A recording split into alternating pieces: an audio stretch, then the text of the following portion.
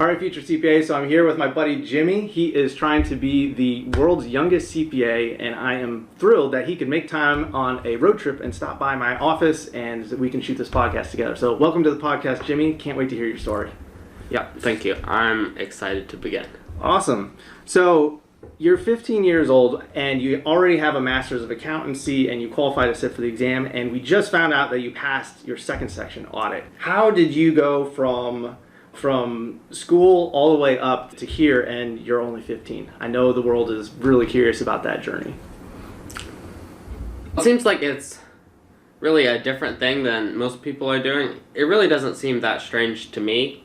Okay. Since I don't have a point of reference to compare it with. Like, a lot of my adult friends, they ask that question because they've been 15 and they can see how their experiences and how the other 15-year-olds they've seen differ from what I'm going through. But for me, this is all I've ever known. Okay. It's normal, as weird as that sounds. Sure. So when you were in college, did you do online college? Was it in person, or how did that work? So for my college, I picked out WGU. Okay. And I did that for a few reasons. They have a really good alumni network. And then I got a lot of support from the mentors there, and I was offered a scholarship. Awesome. And then they were online. They specialized in online learning, actually. Okay. Which was something that I thought was great, since this was during COVID, and that was really all I could do. Sure. But mainly because they let me work at my own pace, which is a big thing for me and something I enjoy. Yeah. Oh, yeah. Especially with somebody with your skill level, I'm sure working at your own pace is crucial. So how many credit hours per semester were you able to accomplish?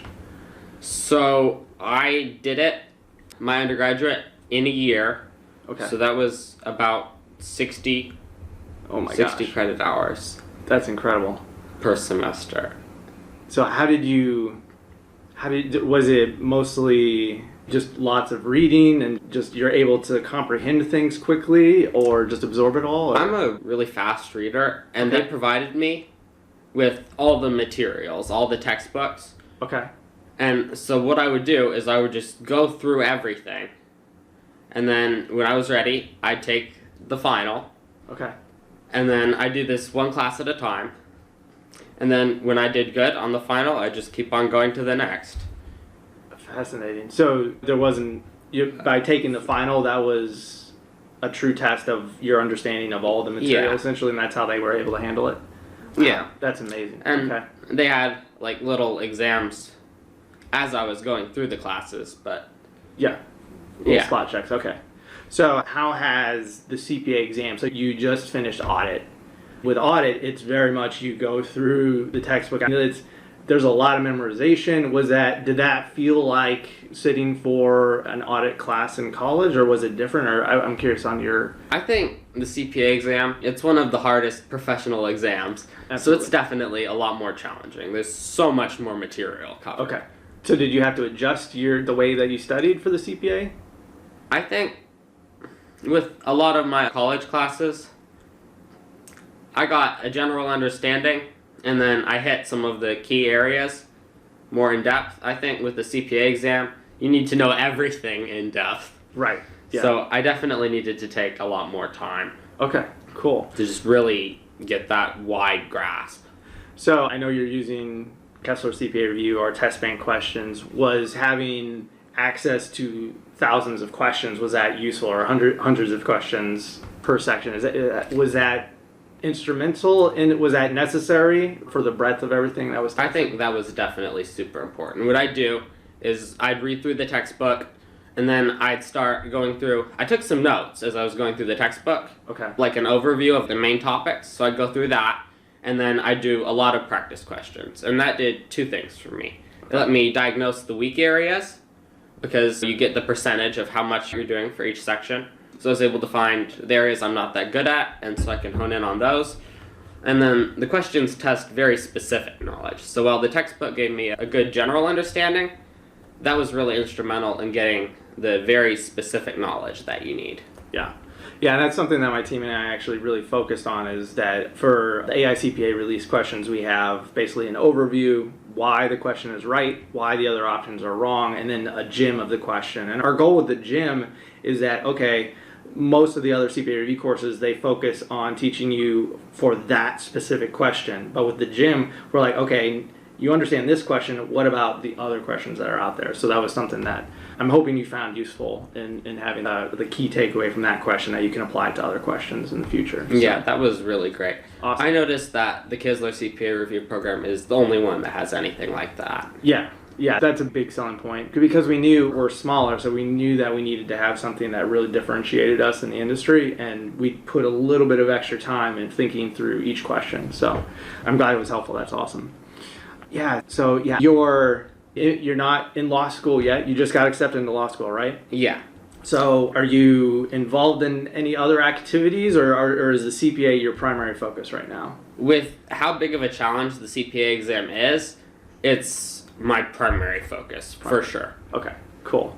Yeah, it's so hard, and this is what got me messed up too, is that I tried to have a little bit of fun before I started working full time, and I just assumed I was going to pass on my first try, and then I ended up failing twice during that period in between working full time, and then I started working full time, and that's a nightmare. It's so hard, and so many candidates go through it, and it requires so much diligence. So the fact that you're able to just focus on it, and it wasn't until I was unemployed that I finally have time. For the folks listening, I lost my job during the Great Recession, and it was a wake-up call that I really need to focus on the CPA, because it was not having it was the reason I got let go. But yeah, I had 2 months to just solely focus on it, and I was able to knock out 2 parts. So yeah, if you can before law school, definitely we'll get you there before you start working, because law school will be a full-time job too.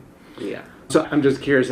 Law school is normally two or 3 years. Is that? It's 3 years. 3 years. Okay. Are you going to be able to progress through it faster than everyone else, or are they going to make you do the normal 3 years? With law school, I really want to take my time to make sure I come out of it the best I can be. And then I think the American Bar Association, they put a limit on it. Actually, you need to be in for, I think, 2.5 years. Okay.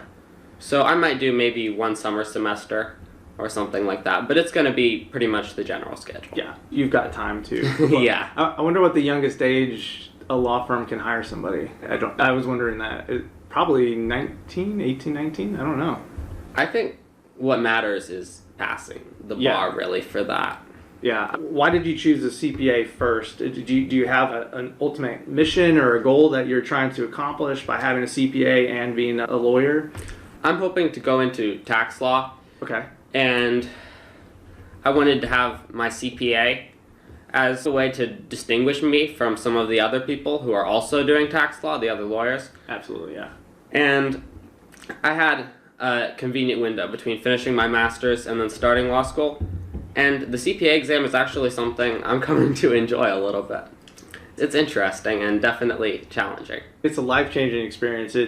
If I wasn't a CPA, I don't think I would have been able to start my own business, because I wouldn't have understood what it took. There's so many, just the pressure that you're under.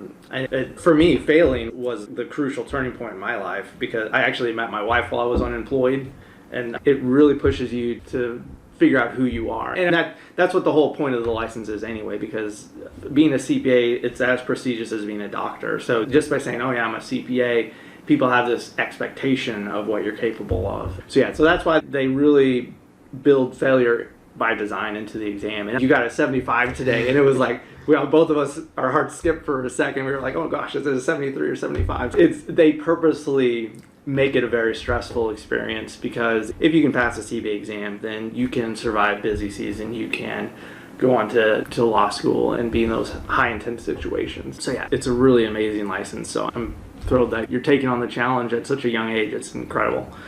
So I guess we've done a couple coaching sessions and stuff, and you've gotten acclimated to the mentorship piece. How is having somebody to guide you and say, oh, that's a good idea, maybe that's a bad idea, has that been helpful for you, just working with me one-on-one, getting support? Definitely, yeah.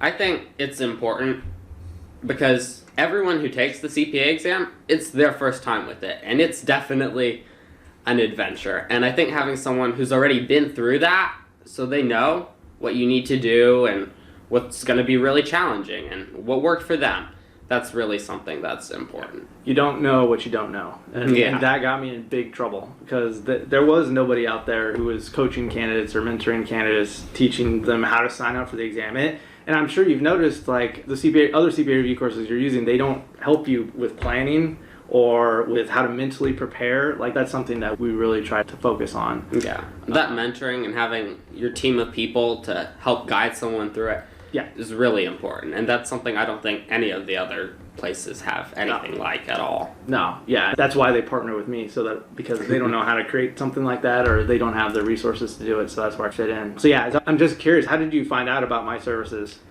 I asked you that before. Do you remember?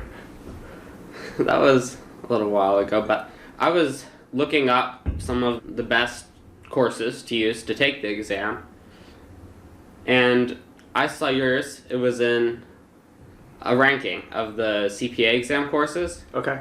And what stood out to me was the mentoring aspect of it that I just didn't see anywhere else. Good old Google.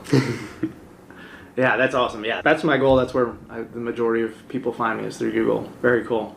All right, I know you got a big road trip, Jimmy, so I will respect your time, but thank you so much for coming on the podcast. This is a real treat to get to meet one of my students in person, so I wish you the best of luck, and you're halfway there. So what's next, Reg? Is that the next one? Yeah. All right. We'll be checking in again with Jimmy here, and as he dives into Reg and see what that result looks like. All right, cool. Thanks. Thank you so much.